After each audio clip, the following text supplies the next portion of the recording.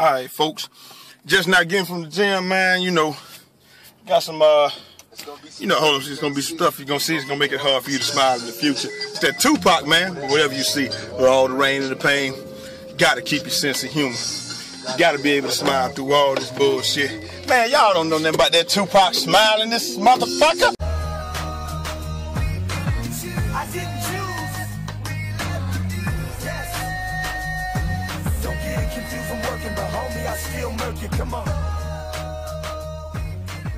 We'll never lose. Woo!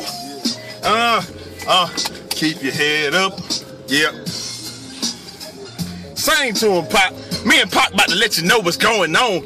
My lifestyle be closed caption. Addicted to fiction, faction. Pictures in action. Played back in an instant mansion. No fairy tales for this young black male. Some see me stranded in this land of hell, jail and crack sale. Hustling is hard to beat the culture of the repercussions while busting on backstabbing vultures. Selling my soul for material wishes. Fast cars and bitches. Wishing I lived my life a legend, immortalized in pictures. Watch my tears, say your sympathy. My childhood years was spent burying my peers in the cemetery. Here's a lesson to the newborns just waiting to breathe. If you believe, then you can achieve. Just look at me, against all odds. Though life gets hard, you carry on. Living in the project, broke, no lights on. To all my seats that follow me, protect your essence. Born with less, but you still precious. Just smile for me now. Smile. Man, you know what, man? That's one of the best songs Tupac ever made. Smile for me now. With that Scarface, man, look, man, you ain't got nothing to be worried about. Player, you blessed. Man, come on, man. But look, no, Scarface about to do his thing. But anyway, man, I hope y'all enjoyed the little Pac interlude, man. Love Tupac to death, man. But you know, what we talking about today, man? Sugar Ray got his title, man. A lot of people hating on that, man. A lot of people don't like Ray Lewis for whatever reason. They think that that maybe he did do the double. I mean, he was found innocent of that or not guilty or whatever, man. And whatever they said, the system found that he wasn't guilty. He made amends with the people's families and stuff like that. So, you know, it is what it is, man. The basis of that whole situation was, it was like, the way that they said, I'm from Atlanta, so I was right on top of the stories on the news every day. The basis of that story was the reason that he didn't have to go to jail or anything like that. He got obstruction of justice because they said he didn't tell the whole truth.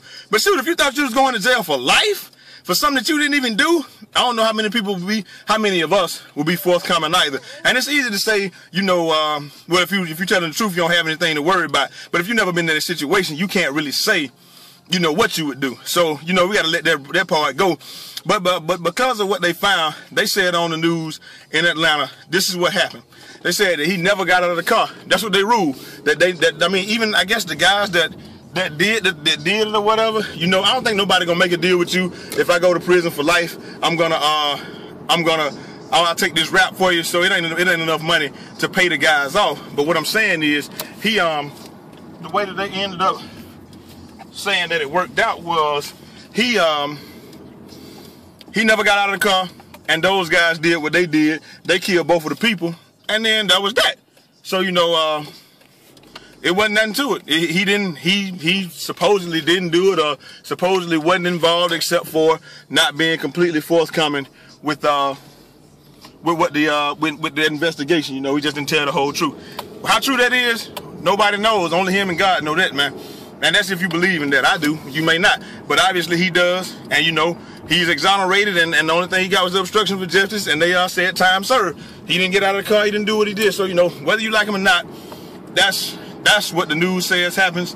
That's what the law says happens. You know, that's what the courts say. So you got to get over that, whether you like it or not. You got to get over that. So, you know, it is what it is. Now that we beyond that, if you don't like him as a person, that's fine too. You don't like him as a football player, that's fine too.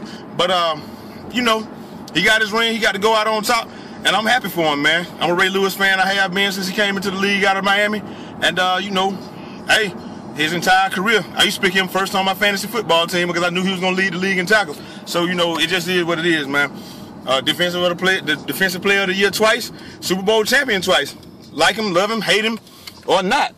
You got to realize that you got to respect the man and what he did. And then you take into account, you know, they almost came back, man. The Niners been doing that all year, man.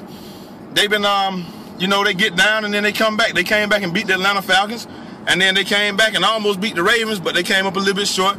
because the Ravens defense was a little bit better than ours. And, you know, well, a lot bit better. The whole Ravens team is just better than Atlanta's team, period. I mean, from the offensive line all the way down to the defensive line. You know, they even had people get hurt. Ed Reed was banged up last night. Haloti Ngata went out. And you could tell the difference in that game after the second halftime.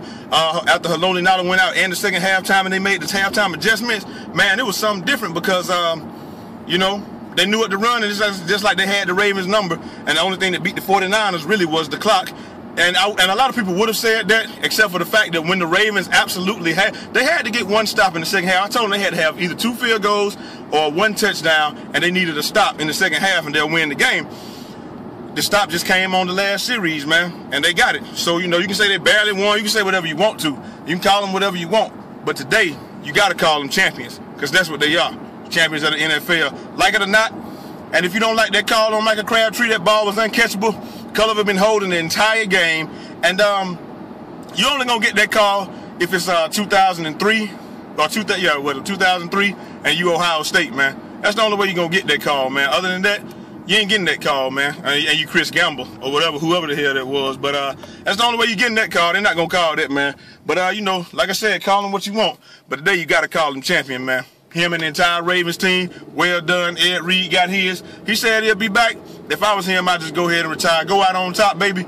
Unless you're looking for that last big payday. Somebody will give it to you. Maybe Cleveland will give it to you, right, Fred? Now I'm fooling with you. But I'm out of here. Till next time. It's your boy Jay Easy, a.k.a. Fresh from the Barbershop, BK the People's Champ. Holla! 360 out this motherfucker. Just smell for me now.